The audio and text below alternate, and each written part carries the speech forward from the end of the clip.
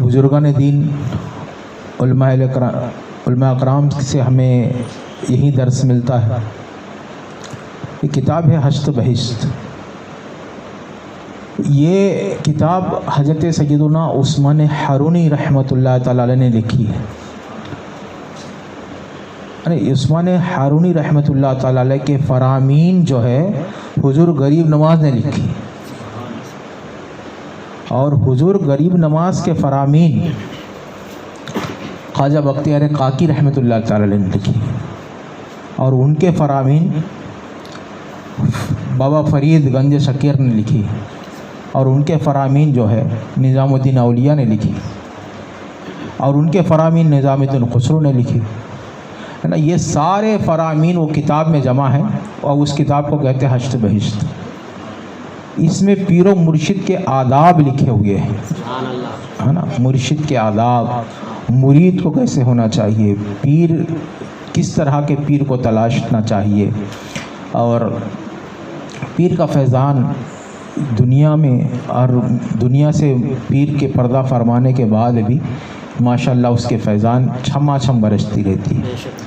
حضور غریب نواز اس میں فرماتے ہیں، غریب نواز نے حضرت عثمان حرونی رحمۃ اللہ علیہ، ان لوگوں نے کتاب مطلب اس انداز میں لکھی ہے، یہ کتاب اس انداز میں ہے کہ حضور غریب نواز نے اپنے پیر حضرت عثمان حرونی رحمۃ اللہ تعالی علیہ کے بارگاہ میں جتنی مرتبہ حاضر ہوئے اتنی مرتبہ حضرت نے کیا کیا فرمایا انہوں نے یہ نوٹ کر لیا، لکھ لیا، اور اس کتاب میں انہوں نے جمع کیا ہے ماشاءاللہ ہے نا. ان کے خود مطلب ان کے پیر کے فرمان جو ہے انہوں نے سنا اور اس کو لکھا، باقاعدہ اس میں تاریخ کے ساتھ لکھے ہوئے ہیں. تو بزرگان دین اپنے مرشد کے بارگاہ میں کس انداز سے پہنچا کرتے تھے ہے نا. ہم لوگ کتنے مرتبہ ہمارے پیر کے بارگاہ میں گئے ہے نا، حضور مفتی عبدالعلیم صاحب کے بارگاہ میں پہنچے، کتنی بار بیٹھے پہنچے گئے، اور انہوں نے کیا کیا فرمایا، کب فرمایا یہ بھی شاید ہمیں یاد نہیں ہو، لیکن ان لوگوں نے تاریخ کے ساتھ لکھی کہ ذی الحجہ کی فلاں تاریخ کو میں حضور میرے پیر و مرشد کے پائے بوسی، دست بوسی نہیں، پائے بوسی کی سعادت حاصل ہوئی، یعنی ان کے قدم بوسی، قدموں کو چومنے کی، دست بولیں گے ہاتھ، پے بولیں گے پیر، قدم بوسی کی سعادت حاصل ہوئی. اور میں ان کے بارگاہ میں پہنچا تو وہ حضرت جو فرمائے، انہوں نے اس دن اس طرح اس مطلب موضوع پر گفتگو ہوئی، اور یہ انہوں نے فرمایا ماشاءاللہ. یہ سب اس کتاب میں ماشاءاللہ لکھی ہوئی ہے، واقعی پڑھنے والی کتاب ہے. اس کے اندر یہ سب لکھی ہوئی ہے. اور حضور غریب نواز رحمۃ اللہ تعالی علیہ نے اس میں یہ بھی فرمایا کہ بندے کو کس طرح پڑھنا چاہیے، کس طرح پڑھنا چاہیے، کیسے وظائف پڑھنا چاہیے. تو اس میں یہ کمال کی بات انہوں نے لکھی حضور غریب نواز نے. ابھی ہمارے سبحانی بھائی فرما رہے تھے کہ پیر و مرشد کی کرامت ہے نا، پیر و مرشد کی نسبت کی برکت آپ سنیں گے ماشاءاللہ. وہ جو فرمان انہوں نے جو لکھی اور وہ مطلب روایت جو انہوں نے لکھی وہ سنیں گے ہم لوگ تو دل باغ باغ ہو جائے گا کہ ہم بھی ایسی نسبت رکھتے ہیں الحمدللہ ہے نا.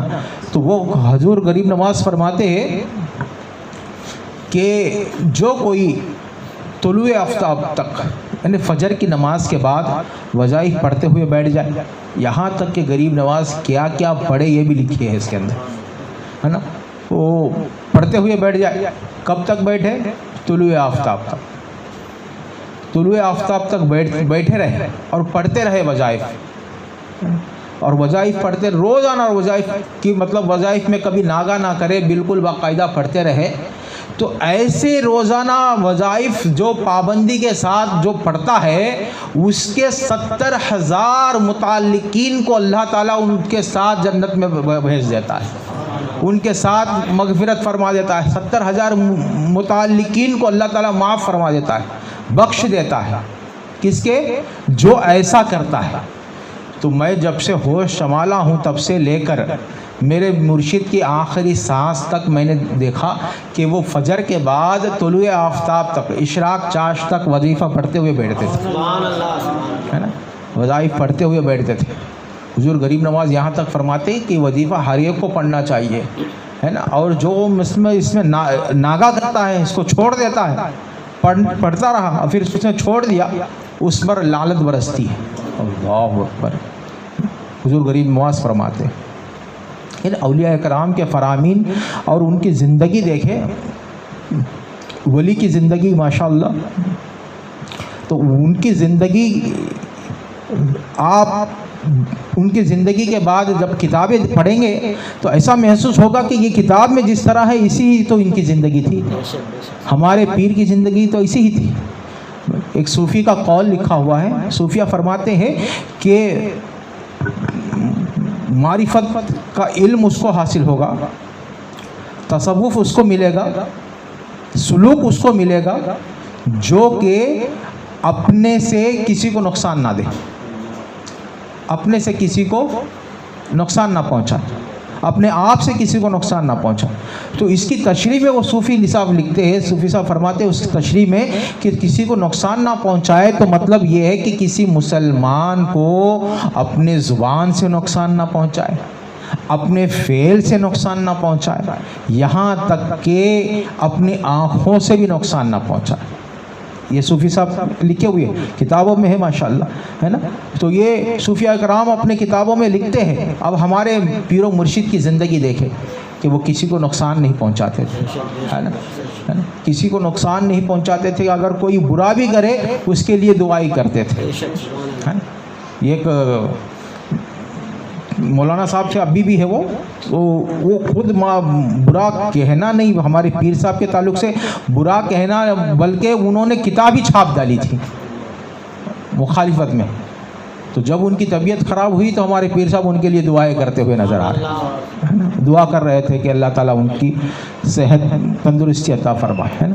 تو یہ آپ ہمارے پیر و مرشد کے یا ہر لمحہ ہر وقت آپ دیکھتے جائیں گے کہ مطلب ان کی زندگی جس طرح سے گزرتی جائے تو اس کو آپ دیکھیں گے تو وہ زندگی مطابق یہ ہوگی کہ اولیاء کرام کی زندگی، ہے نا، اولیاء کرام کے فرمان کے مطابق زندگی، ان کے انداز کے مطابق زندگی گزارا کرتے تھے ماشاءاللہ. تو ہم لوگ بڑے سعادت مند ہیں کہ ہمیں اکثر اوقات ان کے نگاہوں کے سامنے بیٹھنے کی سعادت ملی.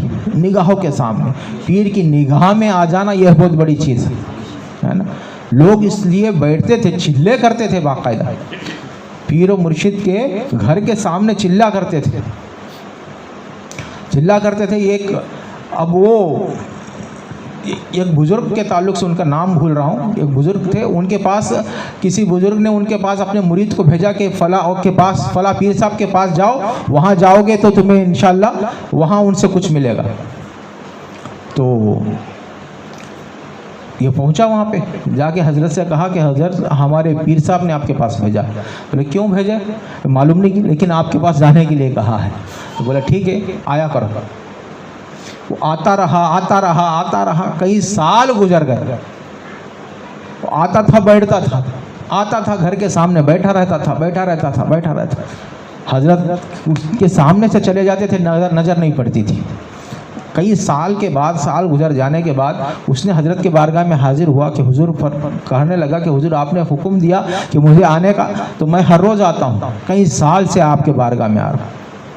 تو حضرت نے فرمایا کہ اتنے سال سے تو میرے بارگاہ میں آ رہا؟ ہاں میں اتنے سال سے آپ کے بارگاہ میں حاضر ہو رہا ہوں، روز آپ کے سامنے بیٹھتا ہوں، آپ کو دیکھتے رہتا ہوں. تو حضرت نے دیکھا اور دیکھ کر اس کی طرف توجہ فرمائی اور ایک مرتبہ کہا ہو. کیا کہا؟ ہو.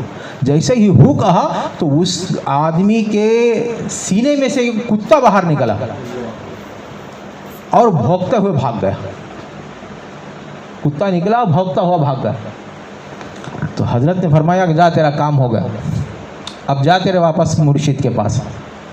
واپس پیر کے پاس گیا، کہنے لگا حضور آپ نے مجھے ڈیوٹی لگائی، میں پیر و مرشد کے سامنے جیسے آپ نے حکم فرمایا اسی حکم کے مطابق میں اپنے اس بزرگ کے پاس جاتا تھا، روز ان کے گھر کے سامنے بیٹھتا تھا. ایک دن میں کئی سال گزرنے کے بعد ایک دن حاضر ہوا، عرض کرنے لگا. تو حضرت نے پوچھا اتنے سال سے تو آ رہا ہے؟ ایک مرتبہ ہو کہا تو میرے جسم سے یہ کتا باہر نکلا اور بھاگ گیا. تو ان کے پیر نے کہا کہ تیرا کام ہو گیا. اصل میں وہ کتا تیری دنیا کی محبت تھی، تیرے سینے میں ابھی موجود. حضرت کی ایک توجہ تیری محبت دور بھاگ گئی، ہے نا. تو بزرگوں کے پاس بیٹھنا بھی کمال ہے نا. बैठना कमाल है। हज़रत फरीदुद्दीन गंज शकर रहमतुल्लाह ताला अलैह फरमाते, मैं सूरह इखलास का और सूरह इखलास के आमिल थे, वो सूरह इखलास कसरत से पढ़ा करते थे हज़रत गंज शकर रहमतुल्लाह अलैह। तो बोले कि उनके पीर साहब ने उनसे पूछा कितनी बार पढ़ते हो? उन्होंने कहा कि कई हज़ार मरतबा पढ़ता हूँ मैं दिन में मतलब 30-40 हज़ार तक पढ़ लेता हूँ। तो हजरत ने फरमाया अच्छा एक काम करना, कल असर से मगरिब के दरमियान 100 मरतबा पढ़ लेना। तो 100 मरतबा पढ़ लेना। तो हजरत फरीदुद्दीन गंज शकर बैठे और पढ़ने जा रहे थे, 3-4 मरतबा से ज़्यादा पढ़ नहीं सके। बोले हज़ारों मरतबा पढ़ने वाले, पीर की निगाह देखिए आप, पीर के निगाह के ताल्लुक़ से मैं समझा रहा हूँ कि हज़ारों मरतबा पढ़ने वाले 40,000 और सिर्फ 100 मरतबा नहीं पढ़ पाए। हजरत के बारगाह में हाजिर हुए, अर्ज़ करने लगे तो मैंने कोशिश की, मैं 3-4 मरतबा से ज़्यादा नहीं पढ़ सका। अच्छा, तो हजरत ने फरमाया इस बार जाओ असर से मगरिब के दरमियान 50 मरतबा पढ़ लेना, 50 मरतबा पढ़ के सुना देना। ये गए, दूसरे दिन भी बैठे, 3-4 मरतबा से ज़्यादा नहीं पढ़ सके। तो ये फिर अपने पीर के बारगाह में हाजिर हुए तो देखा उनके पीर के जो नालेन जो रखे हुए थे, तो वो नालेन हजरत निकल रहे थे बाहर के नालेन पहनकर बाहर जाने के लिए। तो जैसे निकल रहे थे तो ये दौड़ते हुए गए और अपने पीर के नालेन को उठाने लगे, पीर के चप्पल उठाने लगे। तो चप्पल उठ नहीं रहे थे, कोशिश की इन्होंने, उठ नहीं रहे। तो हजरत के बारगाह की तरफ देखा और फरमाया कि हुजूर ये नालेन नहीं उठ रहे हैं। तो हजरत ने फरमाया अब इजाज़त है, उठा ले, अब उठा ले, उठ जाएंगे। जैसे ही उन्होंने इजाज़त दी तो नालेन उड़ गए। नालेन बाजू रखा, हजरत फरीदुद्दीन अपने पीर के बारगाह में पहुंच गए, हो कहने लगे हुजूर अब ये भी इजाज़त दे दीजिए कि मैं सूरह इखलास पढ़ने लगूँ। जब हजरत ने इजाज़त दे दी तो कई हज़ार मरतबा पढ़ना शुरू कर दिया, है ना। अमाल में इजाज़त अपने मुर्शिद की, माशाअल्लाह इसमें बरकत कैसी है देखिए। जब तक इजाज़त नहीं थी पढ़ नहीं पाए, जब इजाज़त हुई तो माशाअल्लाह जारी हो गई। तो मुर्शिद की मोहब्बत जो है ना, मुर्शिद से लगाव, ये एक रूहानी ताल्लुक़ होती है, रूहानी ताल्लुक़।